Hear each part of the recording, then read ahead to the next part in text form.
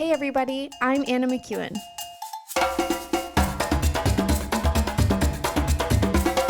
And now for Bob Switzer with the Epic Narrative.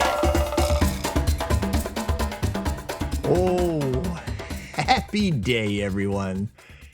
It's good to be here again with you on the Epic Narrative. As always, thoroughly enjoying your company and the story. I know last week it was hard to actually put down what passage that was, right? Because technically we didn't even finish for the one verse. Oh, Bob was having a good time with me on that one.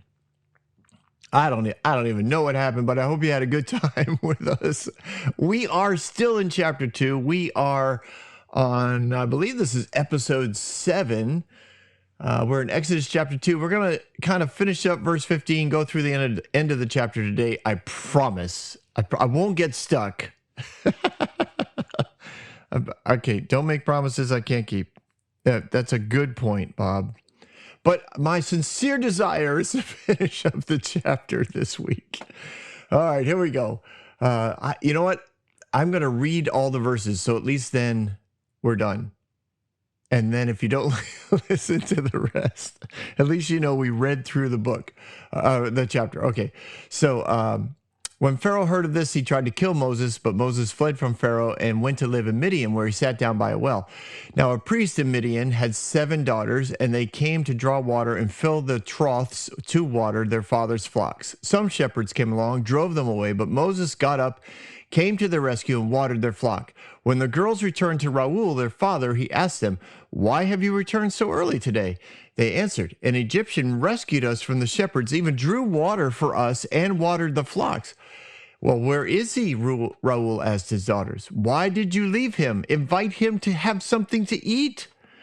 Moses agreed to stay with the man who gave his daughter Zipporah to Moses in marriage. Zipporah gave birth to a son, and Moses named him Gershom, saying, "I have become a foreigner in this foreign land."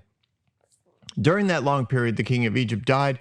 The Israelites groaned in their slavery and cried out and cried for help because of their slavery, and it went up to God. And God heard their moaning and remembered his covenant with Abraham and Isaac and with Jacob. So God looked on the Israelites and was concerned for them.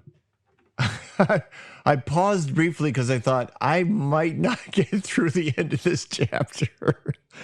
Oh, sweet Lord. It's a good story. I like this story, as you guys know. And it's, it's not called the Epic Narrative because we try to get through things quickly. It's epic.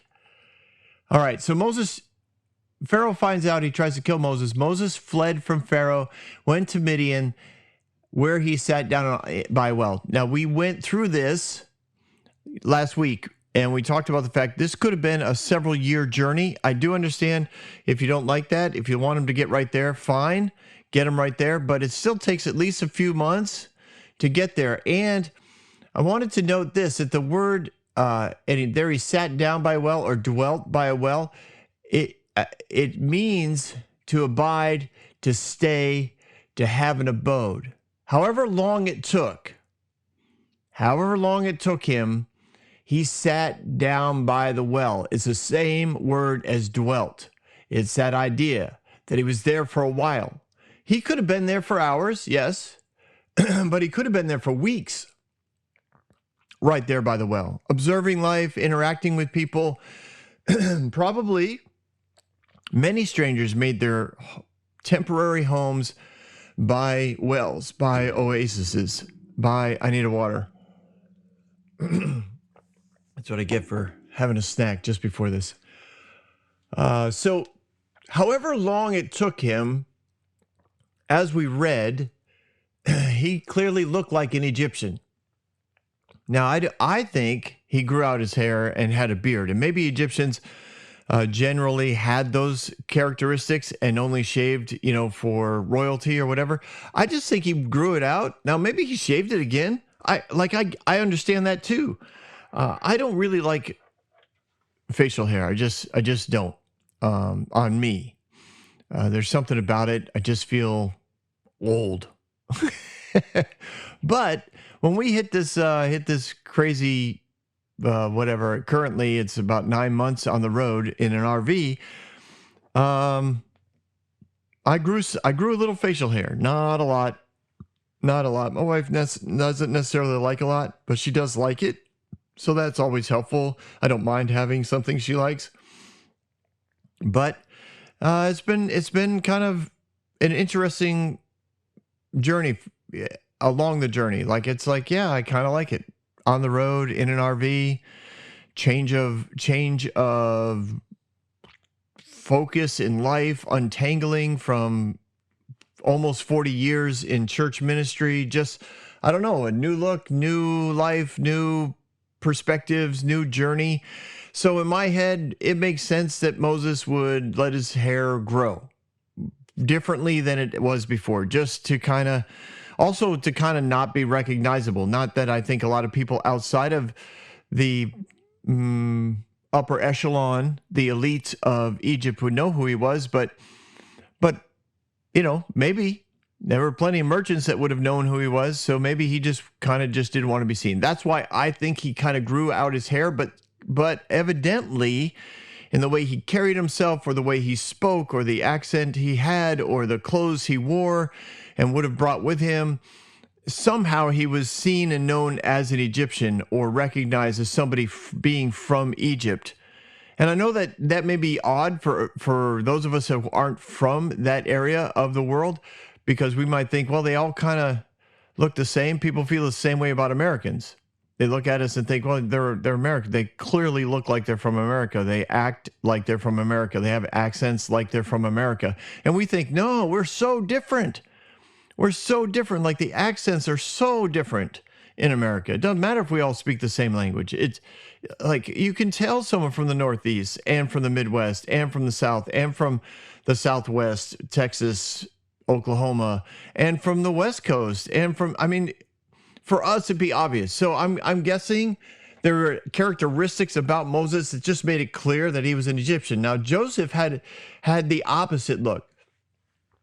Joseph evidently always looked like a Hebrew, and we touched on that back in season 2. There was he although he had the trappings of royalty and was in essence the vice pharaoh, he knew he was never going to be the pharaoh, and that was fine with him.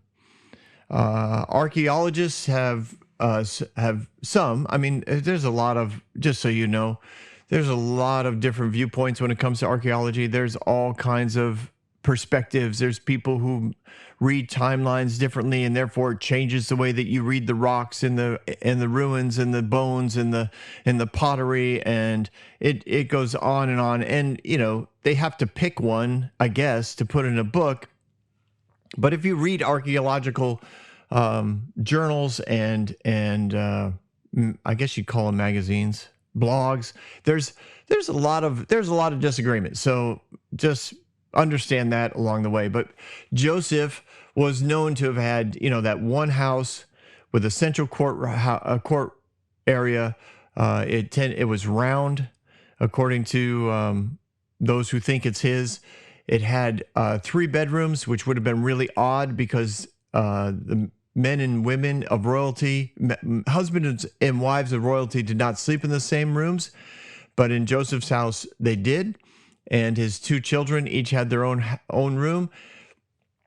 And he was buried in the Delta region with his siblings. And many believe they have found that ancient city, which was buried under another city, because the Pharaoh, after the one that forgot Joseph after the 7 generations had died off, that one saw to it that this would be after Moses. Anyways, after Moses leaves, an incoming Pharaoh buried the city and built another city on top called the Pharaoh Ramses, which that Pharaoh built the city of Ramses on top of the region in which the Hebrews lived. And now that they've dug it all down, they can find this region. They believe that they have found the tomb where Moses' body was kept until they left Egypt and carried it off to the promised land. Oh my goodness, did we spend some time on minutia? Yes, we did, Bob. Yes, we did. Okay, let's move on. Are we still, please tell me we're still in verse 15. Oh, man. Well, anyways, he sat down by a well. He dwelt there. Now, it says, now a priest of Midian had 7 daughters that came to draw waters and fill the troughs to water their flock. Now, what happens to these girls, these shepherds, is really interesting, because their father was a priest in Midian, but the lack of respect that is shown to his daughters shows that at some level he must have lost his place. He must have either stepped down or walked away, or had said something or done something in such a way that somehow his daughters and his flocks were not being respected. And this is, I think, important for us to kind of pick up, because sometimes it's just seen as, these shepherds were just being mean, but there's a point to this. The father was a priest. He was somebody who was a spiritual leader. He had 7 daughters. He had flocks. He had, at one point, a place of honor and respect. Now, tradition says that he lost his faith in the idols because they didn't come through for him. And he was so devastated by the fact that they didn't come through for him that he walked away from his role. Again, this is extra biblical, but this is what's alluded to in traditions. And the lack of respect that was shown to his daughters comes from the fact that the people were offended that their spiritual leader no longer wanted to lead them, and that although assistant priests, is that a word? Assistant priestess, they stepped in. They kind of put a cloud of shame over Raul. They kind of put a cloud of question and disrespect, a lack of, again, they didn't honor Raul. Now, sometimes he goes by Jethro, and I'll explain that in a little bit, but the two names can be connected, just so you know. So that lack of respect traditionally is said to come from this guy kind of stepping down or stepping away from leading people. And they liked him when he was their leader. He was a good leader, a faithful leader, someone who encouraged them, somebody who was wise, somebody who could help them make decisions. And I'm guessing that over time, like when you're not really tapped into spiritual wisdom, eventually you figure out you're just depending on yourself. And these idols are really not coming through for you. And whatever practices you might do, or rituals you might do, or meditations you might do, you realize I'm not. This is not real. Like, this is not happening. And people are depending on you, and people have this honor and respect and speak so highly of you, and then you go home and go, that's like it's all a lie. It's all a lie. I'm not actually doing anything. And they give all this honor, and respect to whatever, the sun, the moon, the star, the frog, the whatever. And it's really me. I don't know. Like, that's a lot of pressure for some people, because you don't want to disappoint people. I mean, I know a lot of people who do that even in the Christian church, right? They have this tremendous, what was called the fear of man, right? This level of expectation that others have put on them, that they have to perform and serve and be on call. Should the preacher stand up and say, hey, let's get a word from so-and-so, or hey, everyone go see this person because they'll help you out. And then it's like, wow. When you're doing it in your own strength, it gets lonely, it gets exhausting. And I imagine if you're a priest of an idol, you kind of step back and go, this is ridiculous. And he just kind of stepped away. And maybe without that much explanation, the people were just offended. And the assistant priest that stepped into the role, that took on that role, stepped back and said, wow, like he never really followed the gods. Like he was leading us astray. Because I can't imagine someone who steps away from these roles hasn't dropped some hints in some of the conversations that they've had along the way. So I throw all that out to let you know that this world that he's stepping into isn't as straightforward as some of the movies like to make it, or preachers like to make it.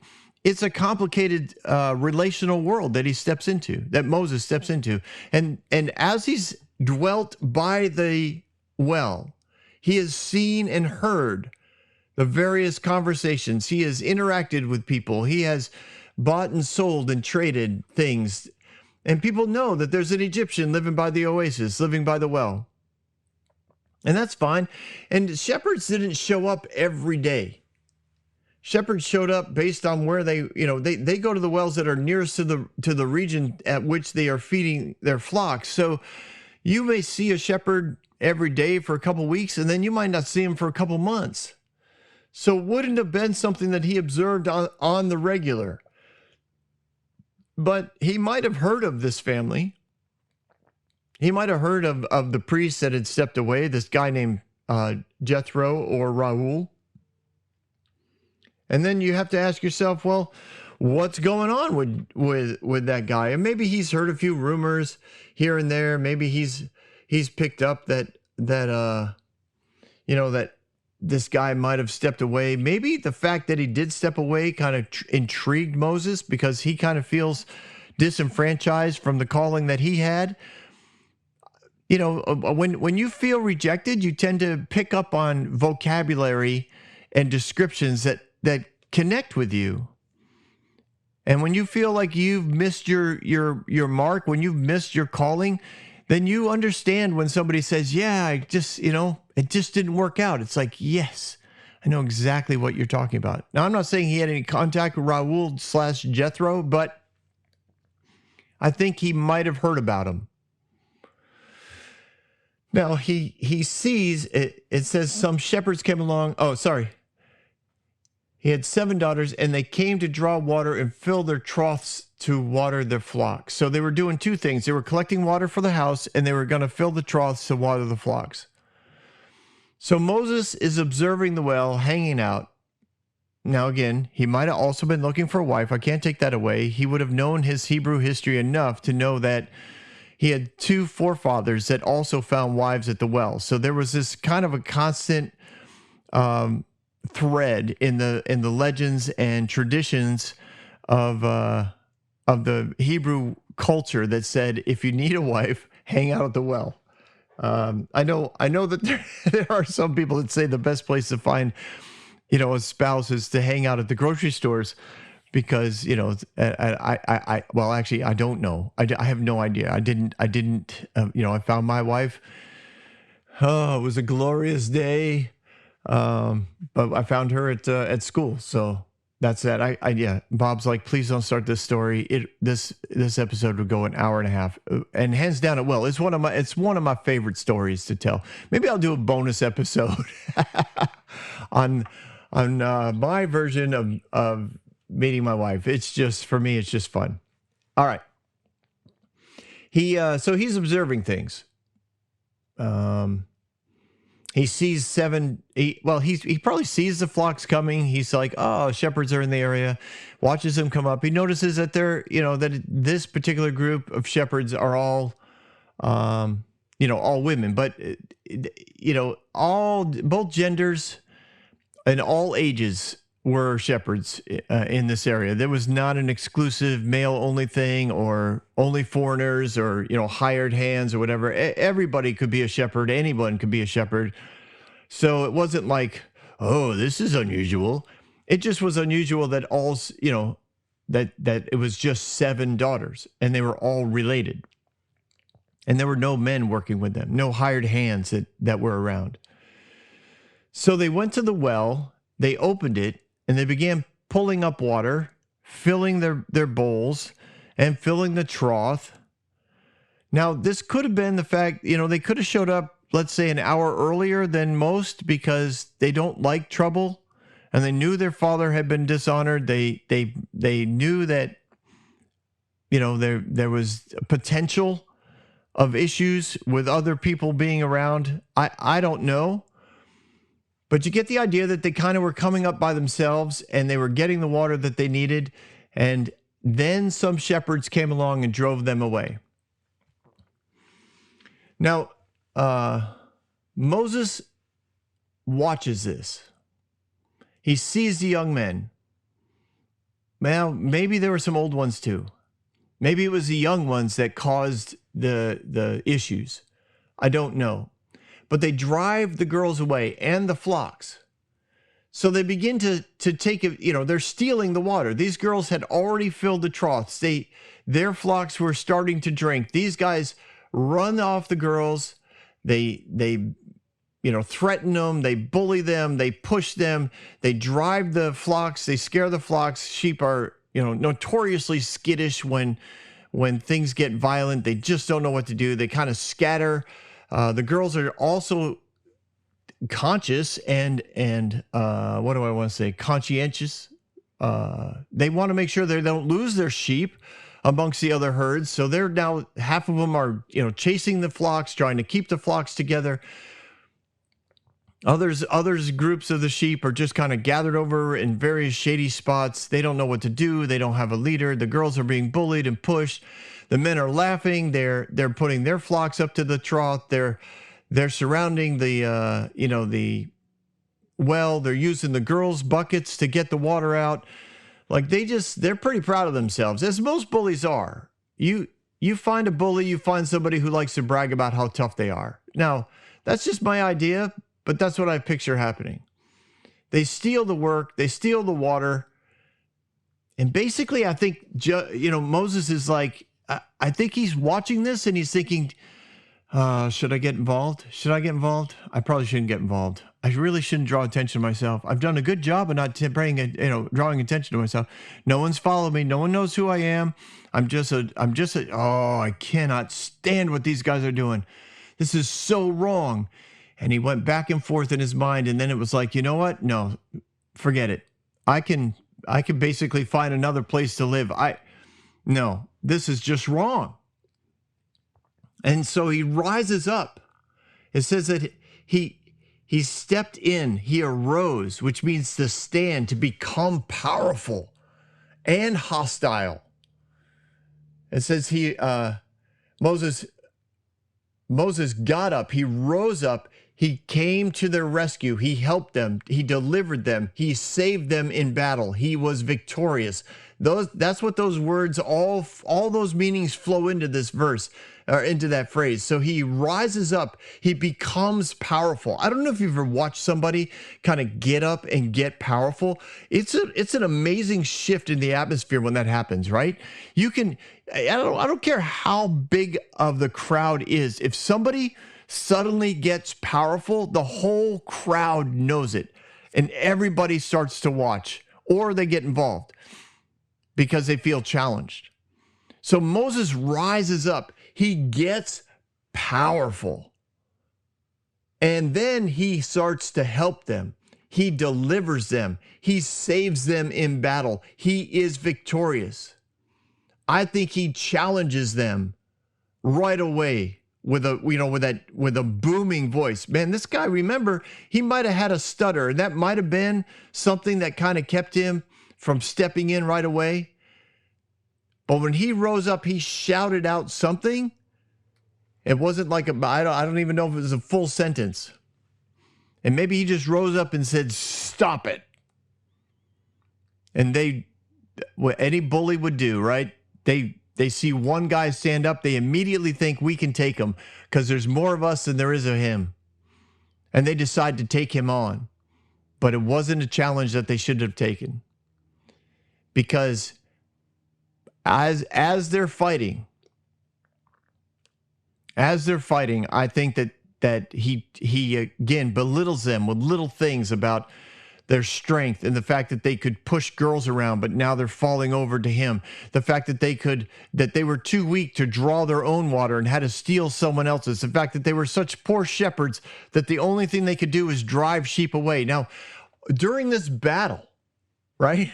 He battles. He's going after them. He's mocking their skills. He's pushing them down.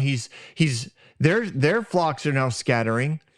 Their sheep are now, stirring up the dust. Like, this had to be a pretty fun thing to have witnessed. If there were other shepherds, which would not have been unusual, right? They all kind of came around the same time. There would have been other strangers, homeless, so to speak, people that were kind of hanging out at the oasis. They're watching this Egyptian step in and take on these shepherds, these guys that were pushing around the dishonorable daughters of Raul. It had to be something to see. And when he's all done confronting them, because clearly he had the superior hand-to-hand combat techniques. This guy was a well-trained military general at one point. He did not back down. And even though there were multiple other shepherds, they knew probably within about 8 to 10 moves that this was not a guy to mess with. He took out the strongest one first. That guy was on the ground, couldn't move. And the next two that were just kind of boisterous came in and they lost the battle real quick. And the other guys started backing up and started looking for places to hide. And Moses starts just kind of jumping at them, making threatening moves, and they back off and they decide they better just go take their flocks and go sit somewhere else for a few minutes. And while they're doing that, it says that Moses, according to the girls, Moses went ahead and continued to pull up water on his own. He gathers the girls' flocks. He finishes watering them while the girls continue to take care of a few stray sheep here and there. And they are rescued from the assault. And their flocks get watered. And they have water for their home. So they're all excited. The day went great. And their bullying neighbors were all put to shame. And the Egyptian, whoever he was, just went, basically, it sounds like he kind of went back to his little shed or tent or whatever it was he had put up. And, they thanked him. I'm sure they said thank you. And he was like, you're welcome. I can't stand to see, people taken advantage of. And he walked back to his tent and sat down. And they left with their flocks. Now, I don't know what he was thinking would happen. I'm guessing he figured, well, that was good. That was a good day. That was fun. I haven't done something like that in a while. Kind of let out some steam, kind of blow off some anger that he had maybe harboring against Pharaoh or against the taskmasters or others who got him kicked out of Egypt. Maybe frustration over the fact that the Hebrews didn't see him as their leader. I have no idea what was going on, but I'm sure he sat down and he probably felt pretty good about himself. Probably thought that was a good day. And then I'm guessing others that were around the, around the watering hole, they probably sat back and thought, hey, we should go up and talk to him. He's got more skills than we knew. We thought he was just an interesting single dude kind of hanging out at the watering hole. Now, I get that. I do. Again, we're currently living in RV parks. I observe people out my window all the time, kind of watch what they do. I mean, we talk. I know all my neighbors, but there's others. You just see them walking their dog. I don't know. You kind of people watch. Like, I wonder what they're doing today. Oh, their storage compartment's open. What are they putting away? Are they getting ready to leave? They packing up? Or are they just rearranging? What's going on? It's not that you're scared to go over and talk to them. You just don't necessarily go over and talk to them unless they're doing something that you've done before, or they're doing something where they need some help, and you think, well, I'll just step over and help them. So I would imagine people who observed Moses doing this thought, we should go over and talk to that guy. That was pretty impressive. So while he's having new connections around the watering hole, the girls, walk home. I don't know how long this takes. I don't know how far away from the watering hole they live, but they go, they leave the well, they go, they get home, they put their flocks in the pens, they check on the health of all of the flocks, because you never know when one of those things might twist an ankle. They're goofy animals, those crazy sheep, and they might have had some goats to put away and separate here and there, and everybody was accounted for. And then they go in and I don't know if they change, but I'm sure they kind of at least rinse their hands and feet off and face, and kind of refresh themselves after the journey and the dust and the sweat.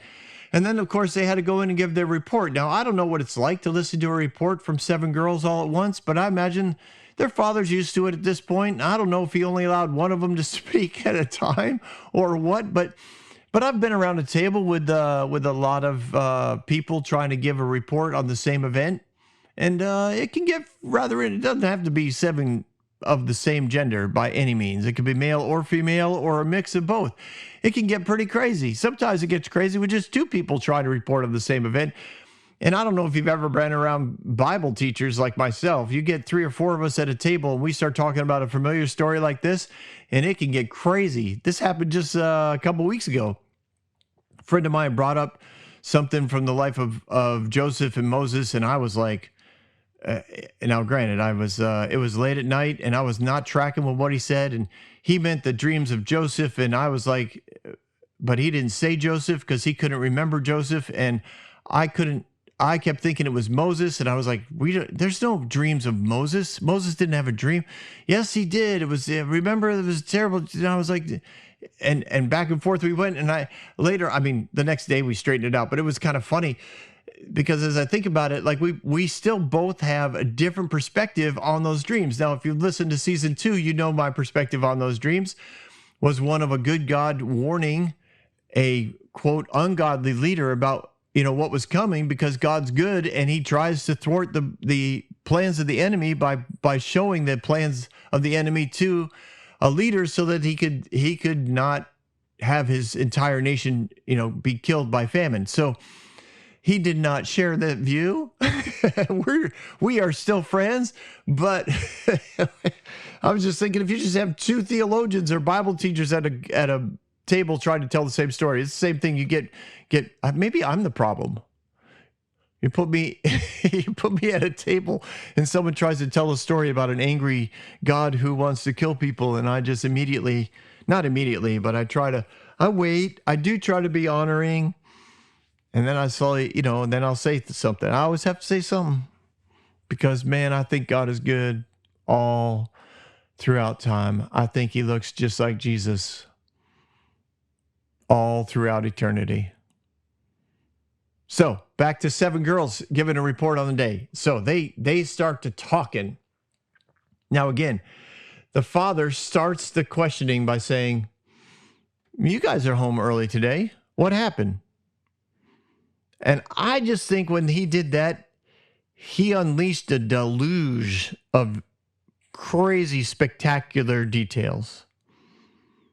Because the girls, and I say girls not in a disparaging way, just the fact that they were only there. That's all who were there. 7 of them. They're immediately like, somebody always wants to start at the conclusion, right?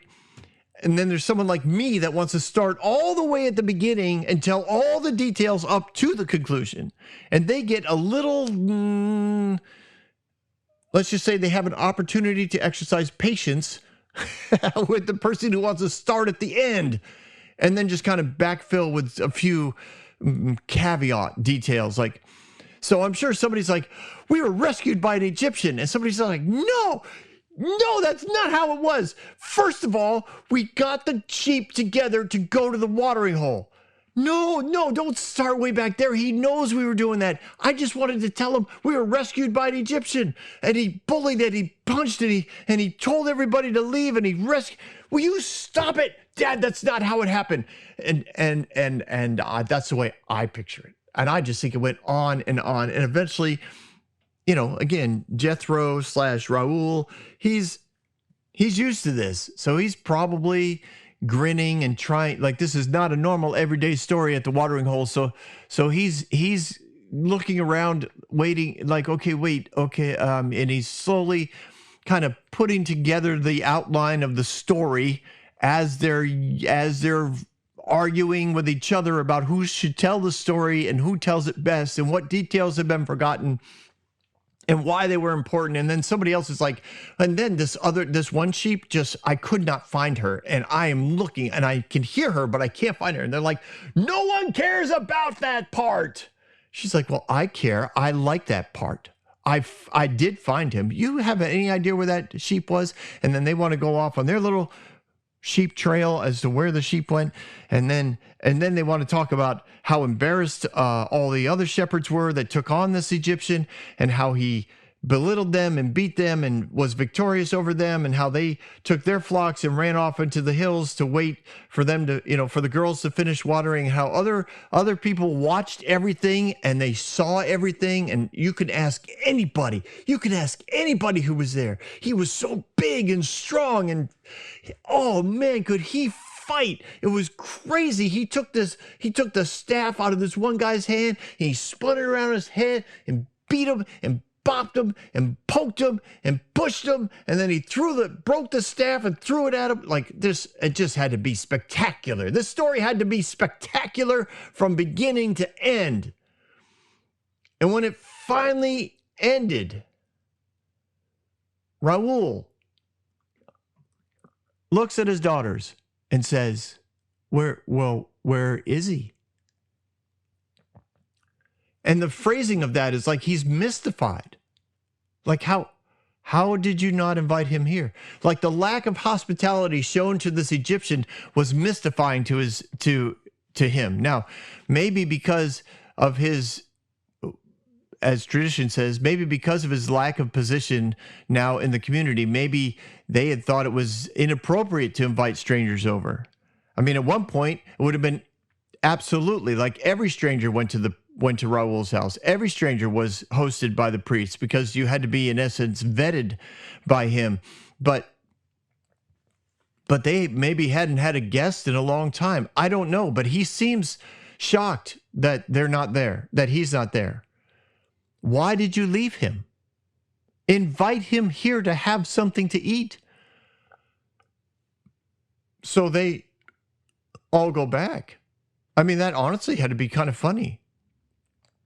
I would imagine the walk back, they had a few things to say to each other. I can't believe you didn't invite him. Why would I invite him? You're the oldest. You should have invited him. Why didn't you say anything to him? Well, I was busy leading the sheep because I'm the oldest and I'm in charge and I was doing the right thing. I say that because most oldest kids are always trying to do the right thing. And they were like, well, Dad said we should have invited him. I knew we should have. You would invite anyone over our house. Our dad has been dishonored, and that's why we were even bullied, is because no one likes us anymore. We can't just invite anyone. Well, I wouldn't have invited anyone. I'm just saying I would have invited the Egyptian, but I just didn't say anything because I knew you would say no. And I'm not saying they argued the whole way. I just think they had a few things to say to each other on the way back. And they get back and they find Moses, probably not far from where the well is. He's probably sitting in the tent that he had created there, and he's just kind of hanging out. Other shepherds would have been coming and going, and they would have probably already heard from other shepherds what had happened, and they probably nodded at him and smiled at him, and they thought, okay, that's the guard of the well. Don't mess around at the well. That dude will kill you, or at least hurt you real bad.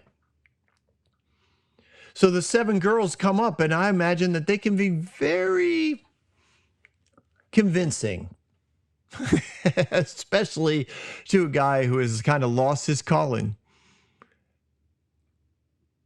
And they come to him and say, kind sir, can you please join us for dinner? Our father would love to, have you for dinner. It would be an honor to have you in our home for dinner. We are grateful for what you, for the kindness you showed your servants, like however they worded it. And I would imagine Moses is sitting there thinking, oh, yeah, like this makes sense. I should have been invited to their house. And they probably are a little embarrassed. And I probably should have been invited right away. And now they're back here. And this is a little embarrassing. And he probably at that point had gotten every backstory that anybody could tell him about the family as he was sitting by the well over the last several hours. And he realizes that if he doesn't go, this could really look bad for the family. So whatever, all the layers come together and he's like, yes, I'll go to dinner. And again, this is not let's go out to, almost said the Outback. Let's go out to the local restaurant and get ourselves something to eat. Like dinner would have involved a lot of preparation and a lot of, now having just one more guest, maybe not a lot of extra preparation. If you're already feeding 8 people, one more really doesn't matter. I know this because we had a family of 6. And we could invite another couple over, and you almost didn't have to add anything. Like it just was like, yeah, we'll have plenty. Like stop by. So I kind of get it. Like there probably wasn't a ton of extra preparation, but there was some preparation in the terms of honor. The father, I'm sure, did things in and around the area in which they ate, which probably was on the ground in front of them. He probably wanted to make sure that the seat was freshly fluffed pillows, or really, get the nice skins for him to sit on. I have no idea, but it was there. And Moses went. Moses agreed to stay with the man, to dwell with him. And he gave his daughter Zipporah to Moses in marriage. Now, this is all, again, in the movies, right? She comes out, she's serving dinner. Moses is like, "Ooh, she's pretty." He's got those big eyes, and she looks at him and thinks, "Ooh, he's so cute."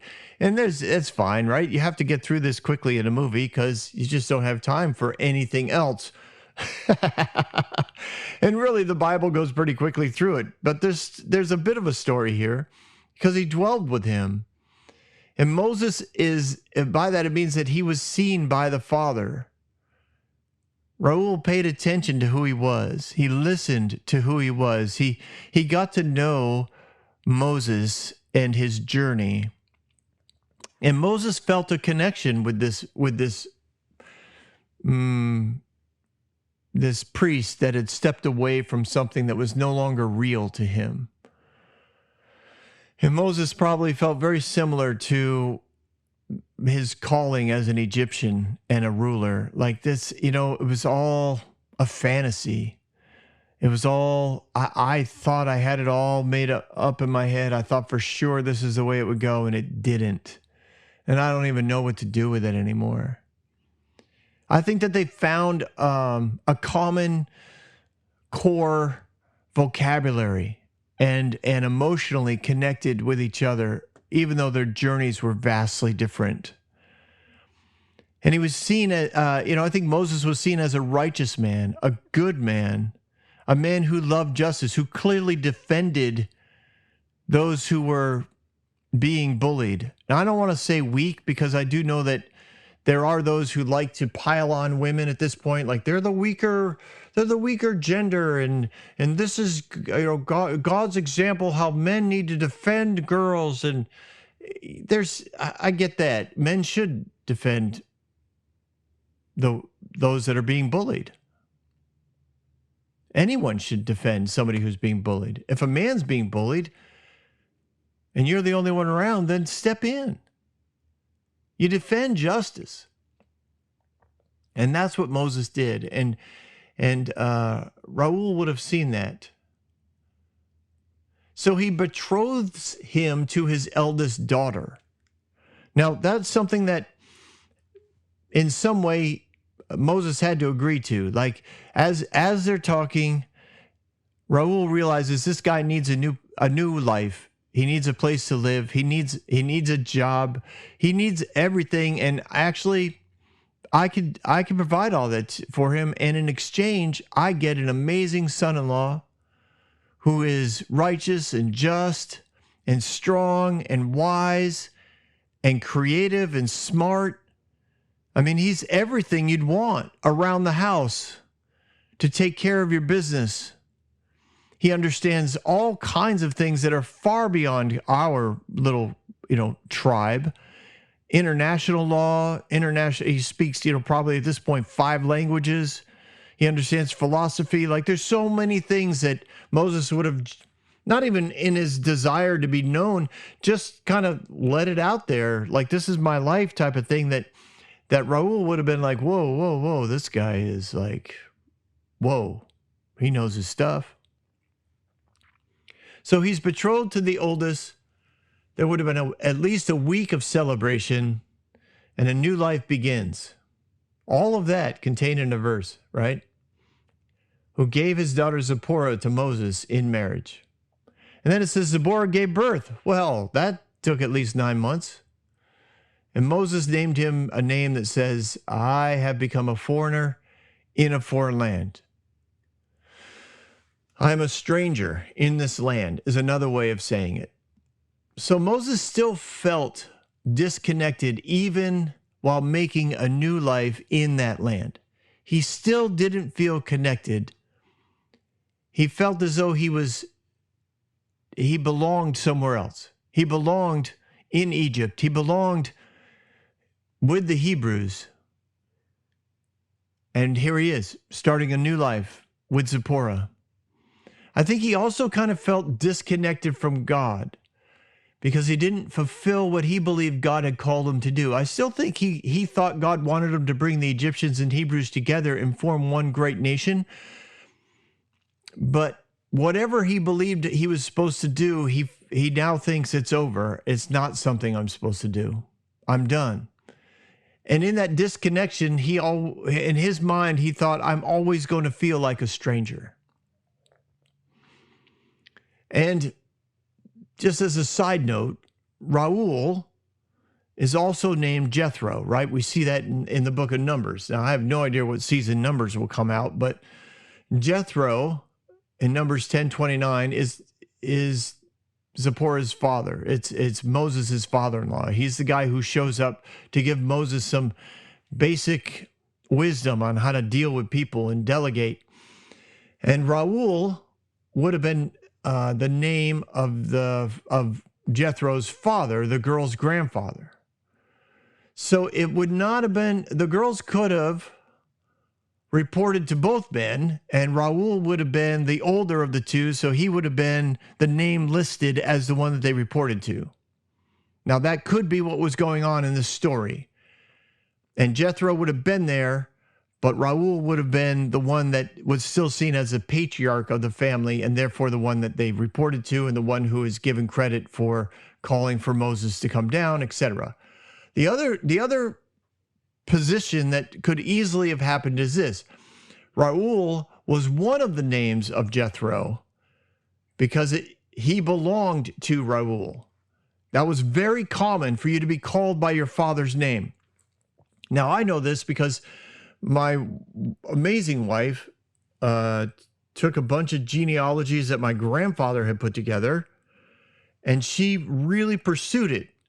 And it gets really crazy toward, 50, 60 years ago, because everybody was named, their last name was their father's first name and the word son after it. So it was like Gustafsson and Brown's son, Leslie's son, like there was Smith's son, whatever. There was just everything was a son. I know I just gave like all these last names. What about the first names, Bob? I know that, and sometimes you were called the last name of your grandfather, or you were called your grandfather's name, and now you were Jethro, and your last name was Leslie's son, and you're like, wait, Leslie was the dad, Jethro was the grandfather, but he's just did, and it just gets crazy. So I totally understand how he could have gone by both names, Raul and Jethro, and I'm going to contend, based on later information that'll come out, I think he went by Raul when he stepped down from the priesthood. He just kind of went with a different name. People always called him Jethro when he was the priest, and now that he wasn't the priest, they call him Raul. But I'm guessing they're fairly interchangeable. And my goodness, we are still in chapter 2. I knew it. I knew when I was reading, I was like, those last couple verses, you're not going to make it. And dag nabbit, I was right. Now I have to change the title again, but that's a technology thing, and I will figure that out some other time. All right, you ladies and gentlemen, have yourself a great day. I'll see you again next week. Don't go anywhere. We've got Bob Thoughts. Okay. I know John probably picked up on this because he I know you did, John. But I was talking to you caught it, right? I was talking about Joseph, kind of doing some backstory on him, and then I talked about the fact that there are archaeologists who believe that they found his grave, and then I said it was Moses. And I was like, they buried Moses with all of his brothers or something like that. Anyways, I apologize.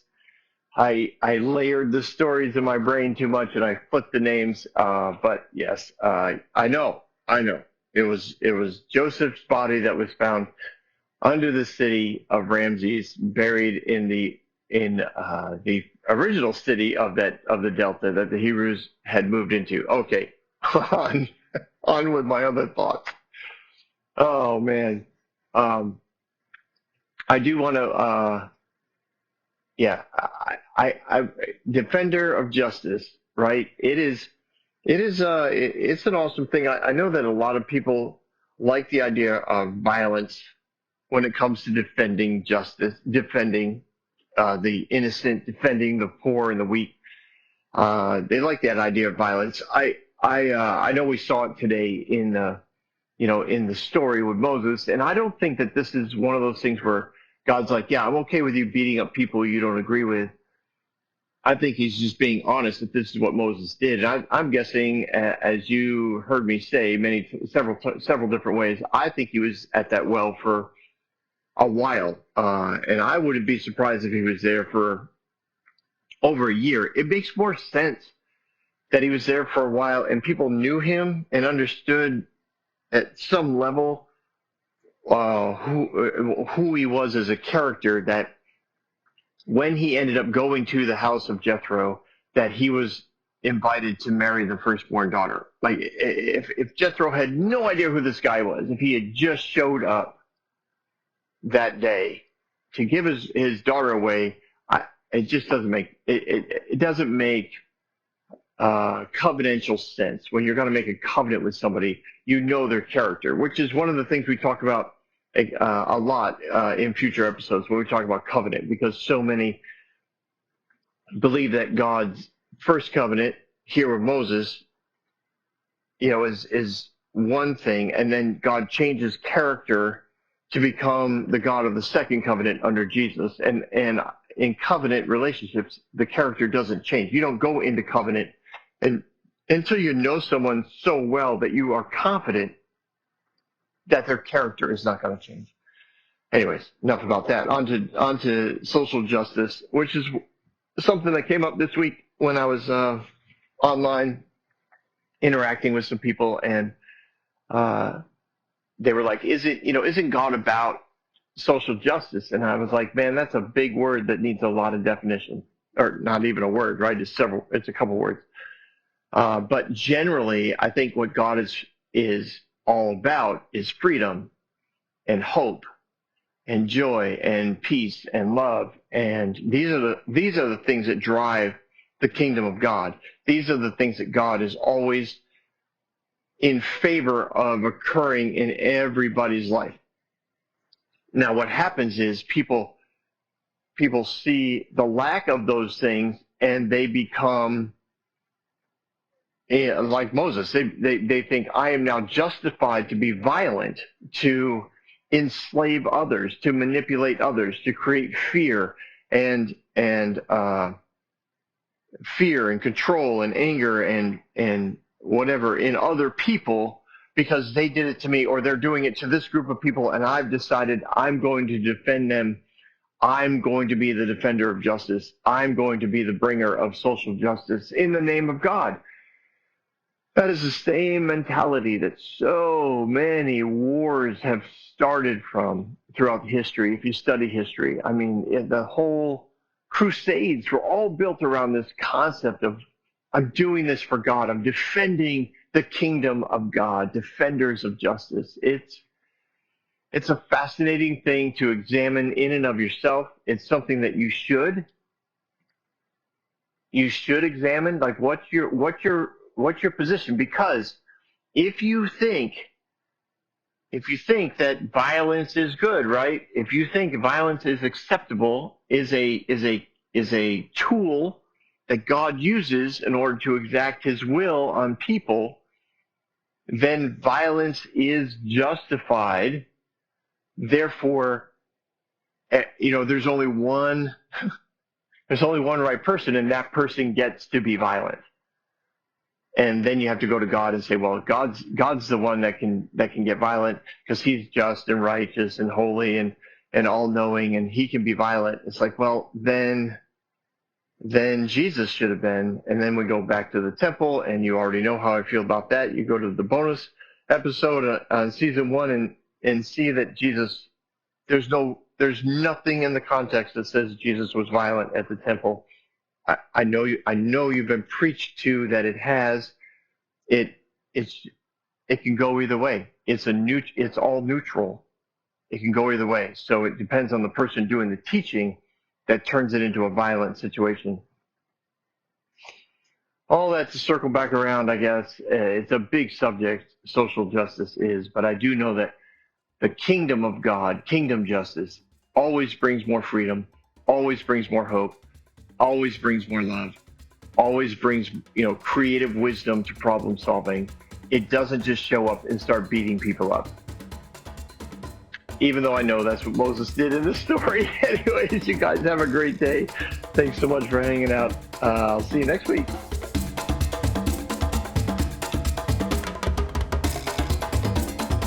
Hey everyone, thanks for listening. If you like what you heard, you can subscribe to this podcast on any platform you use. You can also reach out to Bob for questions or booking at thebobswitzer.com or email him at thebobswitzer@gmail.com.